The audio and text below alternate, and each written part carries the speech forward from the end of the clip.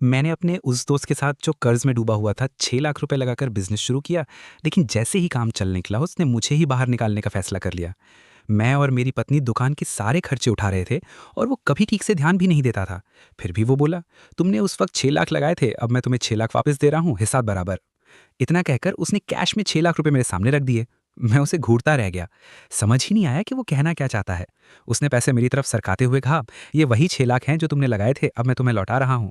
मैं हंस पड़ा और पूछा, इसका मतलब क्या है? अचानक पैसे क्यों वापस कर रहे हो? वो गंभीर होकर बोला, अब मैं और मेरी पत्नी इस बिजनेस को खुद संभाल सकते हैं। तुम्हारे लगाए हुए 6 लाख मैं लौटा रहा हूँ। अब तुम्हें यहाँ आने की जरूरत नहीं है। ये सुनकर मैं सन्न रह गया।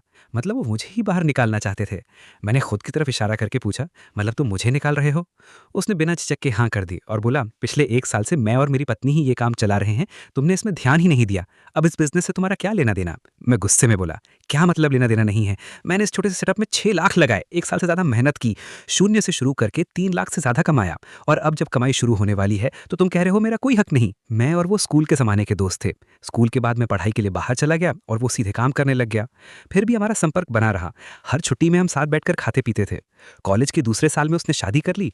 शादी के बाद उसने अपनी पत्नी के दहेज के पैसों से एक फ्रेंचाइजी दुकान खोली। लेकिन बिजनेस में घाटा हो गया और ऊपर से 2 लाख से ज्यादा का कर्ज भी चढ़ गया। दिन में वो काम करता था कर्ज चुकाने के लिए और रात में बाहर जाकर ठेला लगाकर खाना बेचता था। उसकी पत्नी के पास कोई काम नहीं था। घर में 2 छोटे बच्चे थे जिनका खर्चा चलाना मुश्किल हो रहा था। रोज रोज दोनों में झगड़ा होता था। एक दिन उसने मेरे सामने बैठकर रोते हुए कहा कि उस पर बहुत दबाव है, हर दिन पैसे की टेंशन में जी रहा है। उसे लग रहा था कि वो टूट जाएगा। उसकी हालत देखकर मैं उसे अकेला नहीं छोड़ सका। मैंने उसकी मदद करने का फैसला किया। लेकिन मैंने कभी नहीं सोचा था कि जिसे मैं मुसीबत से निकाल रहा हूं वही एक दिन मुझे ही धोखा देगा। मैंने गुस्से में कहा, तू होश में है या नहीं? दिमाग खराब हो गया है क्या? तुझे पता भी है ये सब किसने शुरू किया था? मैंने उसकी तरफ उंगली उठाकर कहा, इस जगह में 6 लाख किसने लगाए थे? वो ठंडे चेहरे से बोला, तुमने 6 लाख लगाए थे और अब मैं तुम्हें वही 6 लाख वापस दे रहा हूं। मैंने तुम्हारा कोई फायदा नहीं उठाया। मुझे लगा इसका दिमाग सच में खराब हो गया है। मैं उस पर गुस्से से भर गया। ये पूरा छोटा सा सेटअप, चाहे इन्वेस्टमेंट हो या पूरा बिजनेस मॉडल, सब मेरा ही था। 1 साल पहले जब मैंने इसे इस मुसीबत से निकाला था तो मैंने इससे पूछा था कि वो क्या कर सकता है। उसने कहा था कि उसे बस खाना बनाना आता है, इसके अलावा कुछ नहीं। मैंने ज़्यादा कुछ नहीं कहा और सीधे अपने कॉलेज के दोस्त को फ़ोन किया। उसके घर का खुद का रेस्टोरेंट बिजनेस है और उनके शहर में उनकी 4 ब्रांचेस हैं। मैंने उससे काफ़ी देर बात की और बड़ी मुश्किल से वो 1 लाख रुपए लेकर अपनी रेसिपी देने को तैयार हुआ। मैं उसे साथ लेकर 1 हफ्ते से ज़्यादा वहाँ सीखने गया। बिजनेस मॉडल से लेकर हर डिश तक उसने हमें सब कुछ सिखाया। वापस आने के बाद मैंने और उसने मिलकर हिसाब लगाया कि ऐसा ही एक फार्म हाउस टाइप सेटअप खोलने में करीब 6 लाख रुपए लगेंगे। उसके पास उस समय पैसे नहीं थे। उसने कहा कि वो मेरे लिए काम करेगा, लेकिन मैंने मना कर दिया। मैंने ये सेटअप सिर्फ उसे ऊपर उठाने के लिए खोला था। अगर वो मेरे लिए काम करता तो उसकी समस्या कभी हल नहीं होती, क्योंकि मेरा खुद का भी बिजनेस था और मैं अपना पूरा ध्यान यहाँ नहीं दे सकता था। और इस काम को एक इंसान को पूरी जिम्मेदारी के साथ संभालना जरूरी था। इसलिए मैंने और उसने आपस में एक समझौता किया कि मैं पैसा लगाऊंगा और वो काम संभालेगा और मुनाफा 50-50 बांटेंगे। लेकिन मैंने कभी नहीं सोचा था कि जैसे ही 1 साल में ये जगह चल पड़ी, वो और उसकी पत्नी मुझे बाहर निकालने के लिए बेचैन हो जाएंगे। मैंने गुस्से में कहा, लिनेश, तुझे मुसीबत से किसने निकाला था? तुझे जरा भी शर्म नहीं है? वो बोला, बिजनेस में इतनी इमोशनल बातें मत कर। तूने कहा था तूने मुझे बचाया, अब मुझसे ही लड़ रहा है। तूने 6 लाख लगाए थे, मैं 6 लाख वापस दे रहा हूँ, और क्या चाहिए तुझे? उसने मेरी बातों को बिल्कुल हल्के में ले लिया और उल्टा मुझे ही समझाने लगा। उसे लगा मैं उससे झगड़ा कर रहा हूँ, लेकिन सच में मैं सिर्फ ये बर्दाश्त नहीं कर पा रहा था कि वो मुझे इस तरह बाहर निकाल दे। मैंने सोचा अगर उसे बिजनेस करना ही है तो उसे साफ साफ समझा देता हूँ। मैंने कहा, अगर मेरे 6 लाख बैंक में पड़े होते तो 1 साल में उस पर ब्याज भी मिलता, और यहाँ तो बिजनेस अभी बहुत अच्छा चल रहा है। रोज करीब 10,000 की कमाई हो रही है। सारे खर्च निकालकर इस साल का शुद्ध मुनाफा कम से कम 14 लाख रुपए होगा। अगर तुम मुझे 14 लाख दे दो तो मैं खुद ही हट जाता हूँ और आगे से हम दोनों का कोई लेने देना नहीं रहेगा। ये सुनकर उसकी पत्नी कविता भी बोल पड़ी। दोनों पति पत्नी एक ही बात दोहरा रहे थे और उसके चेहरे पर साफ दिख रहा था कि वो कितनी एहसान फरामोश हो चुकी है। एक पल के लिए मेरा दिल जैसे आग में जलने लगा। मुझे 1 साल पहले की बात याद आ गई, जब यही पति पत्नी मुझे भगवान जैसा मानते थे, और आज जैसे ही पैसे आने लगे मुझसे ही उलझने लगे। सच कहूं तो ऐसे लोगों पर ज्यादा एहसान नहीं करना चाहिए। मैं इतना गुस्से में था कि आंखों में आंसू आ गए। मैंने कहा, अगर मैंने ये सब खड़ा नहीं किया होता तो क्या ये छोटा सा सेटअप चल पाता? तभी कविता ठंडी हंसी के साथ बोली, तुम हर दूसरे तीसरे दिन अपने दोस्तों को यहाँ खिलाने पिलाने ले आते थे। हर बार सैकड़ों रुपए का बिल बनता था। कभी खुद दिया है पैसा? मुफ्त में खाना पीना तो तुम्हारे लिए आम बात है। और तुम्हारे दोस्त भी जैसे ही तुम्हारा नाम लेते थे उन्हें कम से कम 80% छूट मिल जाती थी। कई बार तो तुम उन्हें फ्री में ही खिला देते थे। ये सब तुम्हारा ही नुकसान था। मुफ्त में खाने पीने की आदत तो किसी को भी लग सकती है। लिनेश और कविता दोनों मिलकर मुझे ही गलत ठहराने लगे, जैसे मैं सिर्फ मुफ्त में खाने पीने वाला इंसान हूँ। मैंने गुस्से में कहा, मैं अपने दोस्तों को यहाँ क्यों लाता था? ताकि वो यहाँ खर्च करें? बताओ, उनमें से कौन ऐसा है जो बाद में यहाँ ग्राहक बनकर नहीं आया? जब ये जगह नई नई खुली थी तब यहाँ कोई ग्राहक नहीं आता था। उस वक्त तुम्हारे ऊपर इतना कर्ज था कि लोग तुमसे दूर भागते थे। ऐसे में तुम्हारे भरोसे बिजनेस चलाना नामुमकिन था। इसलिए मुझे अपने कॉन्टैक्ट्स का इस्तेमाल करना पड़ा। मैं खुद लोगों को यहाँ लाता था। आज के टाइम में रेस्टोरेंट बिजनेस रेगुलर कस्टमर्स पर चलता है, और ऐसे कस्टमर्स को बनाना और बनाए रखना किसी एक इंसान की मेहनत से होता है। लेकिन ये सारी मेहनत तुम्हें कुछ भी नहीं लगती। वो बोली, ज्यादा खुद की तारीफ मत करो। लोग यहाँ आते हैं क्योंकि खाना अच्छा है। अगर स्वाद अच्छा नहीं होता तो कोई रोज रोज क्यों आता। उसकी बात सुनकर मुझे गुस्सा और आ गया। मैंने कहा, इतनी सारी डिशेस और उनका स्वाद, ये सब क्या तुमने खुद सीखा है? क्या तुमने जाकर रेसिपी और सामग्री जुटाई थी? इस छोटे से सेटअप की हर एक खास डिश मैंने ढूंढी है। सिर्फ 2 स्पेशल डिश के लिए ही मैंने 1 लाख रुपए खर्च किए थे।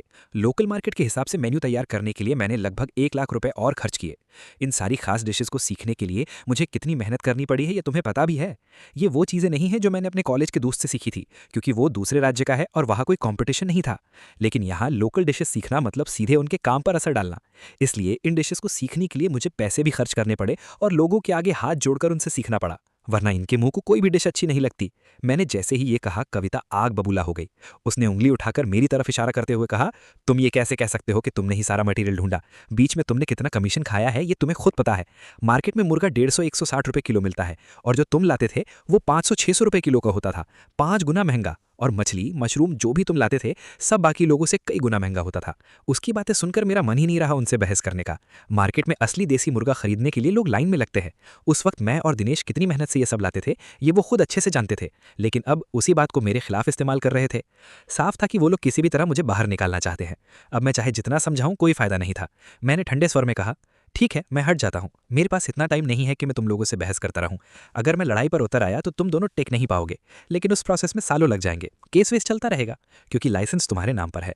जैसे ही मैंने कहा कि मैं हट रहा हूं, उनके चेहरे पर राहत साफ दिखने लगी। कुछ लोग ऐसे होते हैं जो तब तक नहीं समझते जब तक खुद चोट न खा ले। मैंने पीछे हटने का फैसला कर लिया, लेकिन वो लोग फिर भी ताना मारने से नहीं चूके। पैसे ले और निकल जा, हमारा बिजनेस मत रोक। उनके चेहरे देखकर मुझे अफसोस हुआ। अगर पहले ही समझ जाता तो शायद मैं इनकी मदद ही नहीं करता। मैंने कहा, ये 6 लाख तो मेरा लगाया हुआ पैसा है, लेकिन पिछले साल का जो मुनाफा बना है उसका हिस्सा भी तो बनता है मेरा। मेरी बात सुनते ही कविता चिल्लाने लगी, कौन सा मुनाफा? तूने कोई मेहनत की है क्या? तुझे क्यों दे हम हिस्सा? दिनेश का चेहरा भी उतर गया, लेकिन वो कविता जितना बदतमीज नहीं था। वो अचानक भाईचारे की बात करने लगा।